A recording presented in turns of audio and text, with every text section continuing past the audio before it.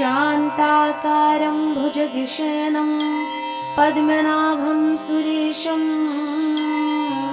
विश्वाधारं गगनसदृशं मेघवर्णं शुभांगं लक्ष्मीकान्तं कमलनयनं योगिविद्यानिगम्यं वन्दे विष्णु भोगहरं सर्वलोकैकनाथम्।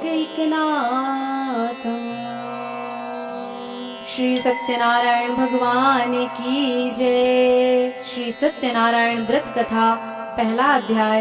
एक समय नैमिषारण्य तीर्थ में शौनकादि 88,000 ऋषियों ने श्री सूत जी से पूछा, हे प्रभु, इस कलयुग में वेद विद्या रहित मनुष्यों को प्रभु भक्ति किस प्रकार मिलेगी तथा उनका उद्धार कैसे होगा। इसीलिए हे मुनि श्रेष्ठ, कोई ऐसा तप कहिए जिससे थोड़े समय में पुण्य प्राप्त होवे तथा मनवांछित फल मिले। वह कथा सुनने की हमारी बड़ी इच्छा है। सर्वशास्त्र ज्ञाता श्री सूत जी बोले, हे वैष्णवों में पूज्य, आप सबने प्राणियों के हित की बात पूछी है। अब मैं उस श्रेष्ठ व्रत को आप लोगों से कहूँगा जिस व्रत को नारद जी ने लक्ष्मी नारायण से पूछा था और लक्ष्मीपति ने मुनि श्रेष्ठ नारद से कहा था, सो ध्यान से सुनो। एक समय योगी राज नारद जी दूसरों के हित की इच्छा से अनेक लोकों में घूमते हुए मृत्यु लोक में आ पहुँचे। यहाँ अनेक योनियों में जन्मे हुए प्रायः सभी मनुष्यों को अपने कर्मों द्वारा अनेकों दुखों से पीड़ित देखकर सोचा, किस यत्न के करने से निश्चय ही प्राणियों के दुखों का नाश हो सकेगा। ऐसा मन में सोचकर विष्णु लोक को गए। वहाँ श्वेत वर्ण और 4 भुजाओं वाले देवों के ईश नारायण को देखकर, जिनके हाथों में शंख चक्र गदा और पद्म था, वरमाला पहने हुए थे, तो नारायण को देखते ही नारद जी स्तुति करने लगे और कहे, हे भगवान, आप अत्यंत शक्ति से संपन्न हैं। मन तथा वाणी भी आपको नहीं पा सकती। आपका आदि मध्य अंत कुछ भी नहीं है। निर्गुण स्वरूप सृष्टि के आदिभूत व भक्तों के दुखों को नष्ट करने वाले हो। आपको मेरा नमस्कार है। नारद जी से इस प्रकार की स्तुति सुनकर विष्णु भगवान बोले, हे मुनि श्रेष्ठ, आपके मन में क्या है? आपका किस काम के लिए आगमन हुआ है? निसंकोच कहो। तब नारद मुनि बोले, मृत्यु लोक में सब मनुष्य जो अनेक योनियों में पैदा हुए हैं, अपने अपने कर्मों के द्वारा अनेक प्रकार के दुखों से दुखी हो रहे हैं। हे नाथ, मुझ पर दया रखते हो तो बताओ कि उन मनुष्यों के सब दुख थोड़े से ही प्रयत्न से कैसे दूर हो सकते हैं। श्री भगवान जी बोले, हे नारद, मनुष्यों की भलाई के लिए तुमने बहुत ही अच्छी बात पूछी है। जिस काम के करने से मनुष्य मोह से छूट जाता है, वह मैं कहता हूँ, सुनो। बहुत पुण्य देने वाला स्वर्ग तथा मृत्यु लोक दोनों में दुर्लभ एक उत्तम व्रत है। आज मैं प्रेम वश होकर तुमसे कहता हूँ, सत्यनारायण का यह व्रत अच्छी तरह विधि पूर्वक करके मनुष्य आयु पर्यंत यहाँ सुख भोग कर मरने पर मोक्ष को प्राप्त होता है। श्री भगवान के वचन सुनकर नारद जी बोले, उस व्रत का फल क्या है, क्या विधान है और किसने यह व्रत को किया है और किस दिन यह व्रत करना चाहिए, विस्तार से कहे भगवान। तब भगवान बोले, दुख शोक आदि को दूर करने वाला, धन धान्य को बढ़ाने वाला, सौभाग्य तथा संतान को देने वाला यह व्रत सब स्थानों पर विजयी कराने वाला है। भक्ति और श्रद्धा के साथ किसी भी दिन मनुष्य श्री सत्यनारायण की शाम के समय ब्राह्मणों और बंधुओं के साथ धर्म पारायण होकर पूजा करे।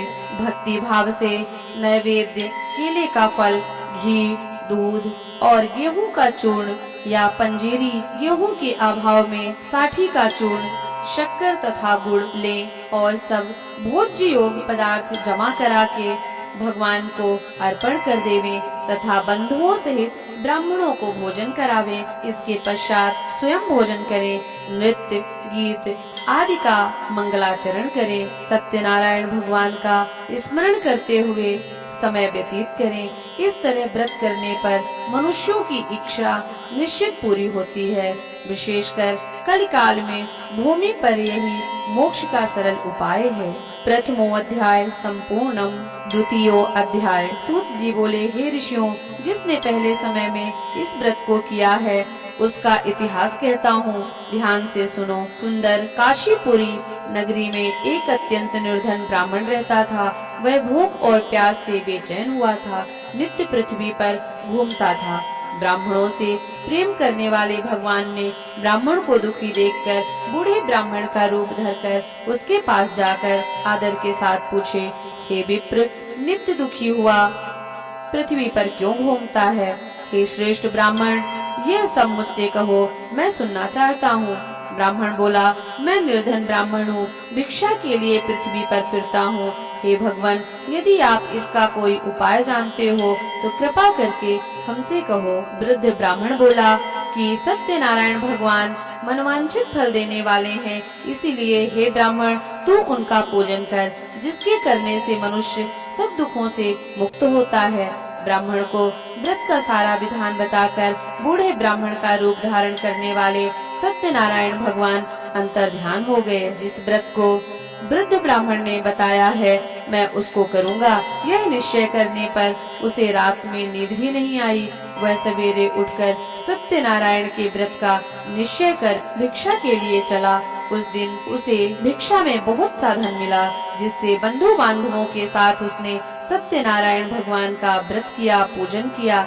इसके करने से वह ब्राह्मण सब दुखों से छूटकर अनेक प्रकार की संपत्तियों से युक्त हुआ। उस समय से वह ब्राह्मण हर मास व्रत करने लगा।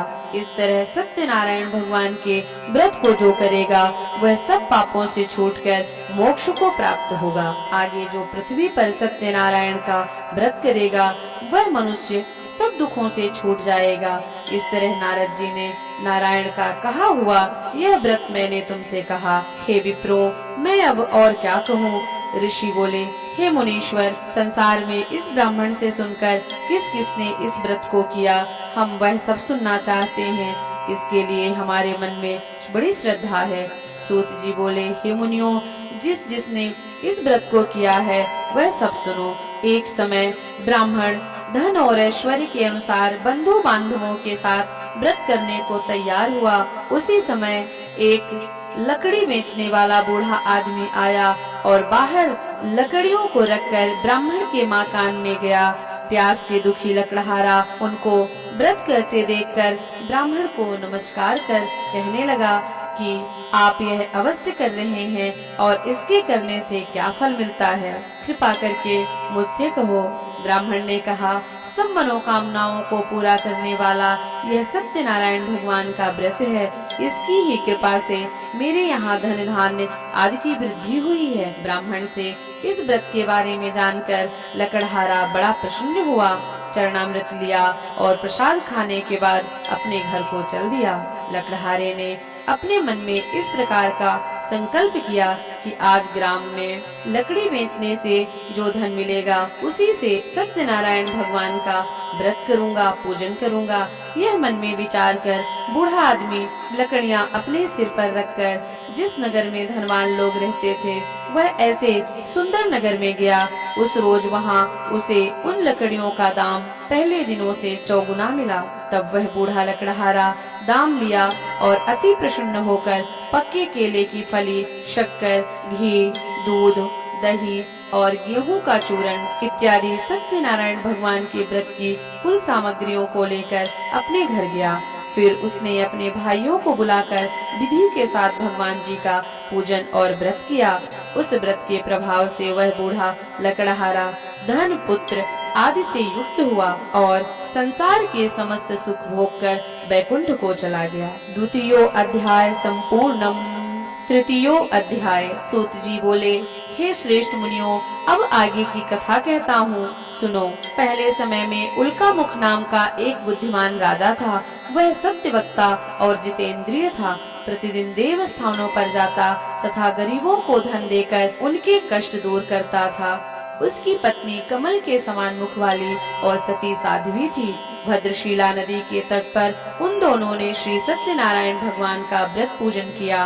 उस समय में वहाँ एक साधु वैश्य आया। उसके पास व्यवहार के लिए बहुत सा धन था। वह नाव को किनारे पर ठहराकर राजा के पास आ गया और राजा को व्रत करते हुए देखकर विनय के साथ पूछने लगा, हे राजन, भक्ति युक्त चित्त से यह आप क्या कर रहे हैं? मेरी सुनने की इच्छा है, सो आप मुझे बताएं। राजा बोला, हे साधु, अपने बांधवों के साथ पुत्रादि की प्राप्ति के लिए महाशक्तिवान सत्यनारायण भगवान का व्रत व पूजन किया जा रहा है। राजा के वचन सुनकर साधु आदर के साथ बोला, हे राजन, मुझसे इसका सब विधान कहो, मैं भी आपके कथनानुसार इस व्रत को करूँगा। मेरे भी कोई संतान नहीं है और इससे निश्चय ही मेरे संतान होगी। राजा से सब विधान सुन व्यापार से निवृत्त होकर वह आनंद के साथ घर गया। साधु ने अपनी स्त्री से संतान देने वाले उस व्रत का समाचार सुनाया और कहा कि जब मेरी संतान होगी तब मैं इस व्रत को करूँगा। साधु ने ऐसे वचन अपनी स्त्री लीलावती से कहे। एक दिन उसकी स्त्री लीलावती पति के साथ आनंदित होकर सांसारिक धर्म में प्रवृत्त होकर सत्यनारायण भगवान की कृपा से गर्भवती हो गई तथा 10वें महीने में उसके एक सुंदर कन्या का जन्म हुआ। दिनों दिन वह कन्या इस तरह बढ़ने लगी जैसे शुक्ल पक्ष का चंद्रमा बढ़ता है। कन्या का नाम कलावती रखा गया। तब लीलावती ने मीठे शब्दों में अपने पति से कहा कि जो आपने संकल्प किया था वह भगवान का व्रत करूँगा, अब आप उसे कर लीजिए। साधु बोला, हे प्रिय, इसके विवाह पर करूँगा। इस प्रकार अपनी पत्नी को आश्वासन देकर वह नगर को चल दिया। कलावती पिता के गृह में वृद्धि को प्राप्त हो रही थी, बढ़ रही थी। साधु ने जब नगर में सखियों के साथ अपनी पुत्री को देखा तो तुरंत दूत बुलाकर कहा कि पुत्री के वास्ते कोई सुयोग्य वर देख कर लाओ। साधु की आज्ञा पाकर दूत कंचन नगर पहुंचा और वहां पर बड़ी खोज और देखभाल कर लड़की के लिए सुयोग्य वर को ढूंढ लाया। उस योग्य लड़के को देखकर साधु ने अपने बंधु बांधवों सहित प्रसन्न चित्त अपनी पुत्री का विवाह उसके साथ कर दिया। किंतु दुर्भाग्य से विवाह के समय भी उस व्रत को वह करना भूल गया। तब भगवान क्रोधित हो गए और श्राप दिया कि तुम्हें दारुण दुख प्राप्त होगा। अपने कार्य में कुशल साधु बनिया जामाता सहित समुद्र के समीप स्थित रत्नपुर नगर में गया और वहाँ दोनों ससुर जमाई चंद्रकेतु राजा के उस नगर में व्यापार करने लगे।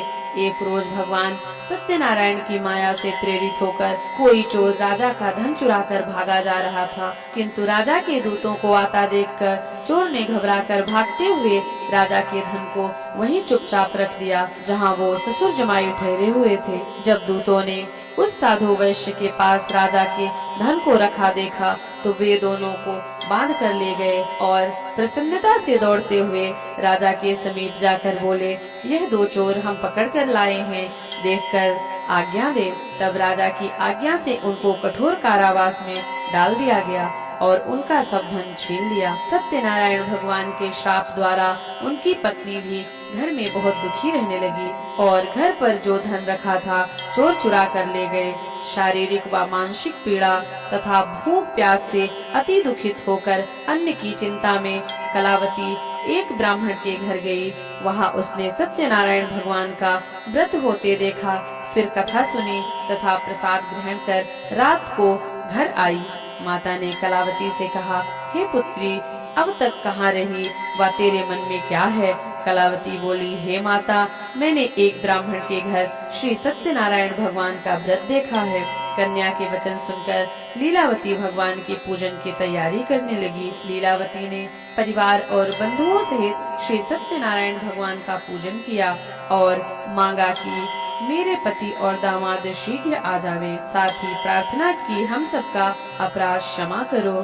सत्यनारायण भगवान इस व्रत से संतुष्ट हो गए और राजा चंद्रकेतु को स्वप्न में दर्शन देकर कहा, हे राजन, दोनों वैश्यों को प्रातः ही छोड़ दो और उनका सब धन जो तुमने ग्रहण किया है उन्हें वापस कर दो, नहीं तो मैं तेरे धन धान्य और राज्य पुत्र आदि सब नष्ट कर दूंगा। राजा से ऐसे वचन कहकर भगवान अंतर्ध्यान हो गए। प्रातः काल राजा चंद्रकेतु ने सभा में अपना स्वप्न सुनाया। फिर दोनों वणिक पुत्रों को कैद से मुक्त करके सभा में बुलाया। दोनों ने आते ही राजा को नमस्कार किया। राजा मीठे वचनों से बोला, हे महानुभावों, भावी वश ऐसा कठिन दुख प्राप्त हुआ है, अब तुम्हें कोई भय नहीं है। ऐसा कहकर राजा ने उनको नए नए वस्त्राभूषण पहनाए तथा उनका जितना धन लिया था उससे दुगना धन देकर आदर सहित विदा किया। दोनों वैश्य अपने घर को चल दिए। तृतीयो अध्याय संपूर्णम। चतुर्थो अध्याय। सूत जी बोले, वैश्य ने मंगलाचार करके यात्रा आरंभ की और अपने नगर को चला। उनके थोड़ी दूर निकलने पर दंडी वेशधारी सत्यनारायण ने उनसे पूछा, हे साधु, तेरी नाव में क्या है? अभिमानी वणिक हंसता हुआ बोला, हे दंडी, आप क्यों पूछते हो? क्या धन लेने की इच्छा है? मेरी नाव में तो बेल और पत्ते भरे हैं। वैश्य का कठोर वचन सुनकर भगवान ने कहा, तुम्हारा वचन सत्य हो। दंडी ऐसा कहकर वहाँ से दूर चले गए और कुछ दूर जाकर समुद्र के किनारे बैठ गए। दंडी के जाने पर वैश्य ने नित्य क्रिया करने के बाद नाव को ऊंची उठी देखकर अचंभा किया और नाव में बेल पत्ते आदि देखकर मूर्छित हो गया। फिर मूर्छा खुलने पर अत्यंत शोक प्रकट करने लगा। उसका दामाद बोला कि आप शोक ना करें, यह दंडी का शाप है, अतः उनकी शरण में चलना चाहिए, तभी हमारी मनोकामना पूरी होगी। दामाद के वचन सुनकर वह दंडी के पास पहुंचा और अत्यंत भक्ति भाव से नमस्कार करके बोला, मैंने जो आपसे असत्य वचन कहे थे उनको क्षमा करो। ऐसा कहकर महान शोकातुर हो रोने लगा। तब दंडी भगवान बोले, हे वणिक पुत्र, मेरी आज्ञा से बार बार तुम्हें दुख प्राप्त हुआ है, तू मेरी पूजा से विमुख हुआ। साधु बोला, हे भगवान, आपकी माया से मोहित ब्रह्मा आदि भी आपके रूप को नहीं जानते, तब मैं अज्ञानी कैसे जान सकता हूँ? आप प्रसन्न होइए, मैं सामर्थ्य के अनुसार आपकी पूजा करूंगा। मेरी रक्षा करें प्रभु, और पहले के समान नौका में धन धान्य भर दो। उसके भक्ति युक्त वचन सुनकर भगवान प्रसन्न होकर उसकी इच्छा अनुसार वर देकर अंतर ध्यान हो गए। तब उन्होंने नाव पर आकर देखा कि नाव धन से परिपूर्ण है। फिर वह भगवान सत्यनारायण का पूजन कर साथियों सहित अपने नगर को चल दिया। अब अपने नगर के निकट पहुंचा, तब दूत को घर भेजा। दूत ने साधु के घर जाकर उसकी स्त्री को नमस्कार कर कहा कि साधु अपने दामाद सहित इस नगर के समीप आ गए हैं। ऐसा वचन सुनकर साधु की स्त्री ने बड़े हर्ष के साथ सत्यदेव का पूजन कर रही थी। पुत्री से कहा, मैं अपने पति के दर्शन को जाती हूँ, तू कार्य पूर्ण कर शीघ्र आ जाना। माता के ऐसे वचन सुनकर कलावती प्रसाद छोड़कर पति से मिलने चली गई। प्रसाद की अवज्ञा के कारण भगवान सत्यनारायण रुष्ट हो गए। उसके पति को नाव सहित पानी में डुबो दिया। कलावती अपने पति को ना देखकर रोती हुई जमीन पर गिर पड़ी। इस तरह नौका को डूबा हुआ तथा कन्या को रोता हुआ देखकर साधु दुखी हुआ और बोला, हे प्रभु, मुझसे या मेरे परिवार से जो भूल हुई है उसे क्षमा कर दीजिए। उसके दीन वचन सुनकर भगवान सत्यनारायण प्रसन्न हो गए और आकाशवाणी हुई, हे साधु, तेरी कन्या मेरे प्रसाद को छोड़कर आई है, इसीलिए इसका पति अदृश्य हुआ है। यदि वह घर जाकर प्रसाद खाकर लौटे तो इसके पति अवश्य मिल जाएंगे। ऐसी आकाशवाणी सुनकर कलावती ने घर पहुंचकर प्रसाद खाया, फिर आकर पति के दर्शन किए। तत्पश्चात साधु ने बंधु बांधवों सहित भगवान सत्यनारायण का विधि पूर्वक पूजन किया।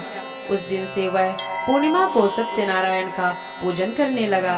फिर इस लोक का सुख भोग कर अंत में स्वर्ग लोक को प्राप्त हुआ। चतुर्थो अध्याय संपूर्णम। पंचमो अध्याय। सूत जी बोले, हे ऋषियों, मैं और भी कथा कहता हूँ, सुनो। प्रजापालन में लीन तुंगध्वज नाम का एक राजा था। उसने भी भगवान का प्रसाद त्याग कर बहुत दुख पाया। एक समय वन में जाकर वन्य पशुओं को मारकर बड़ के पेड़ के नीचे आया।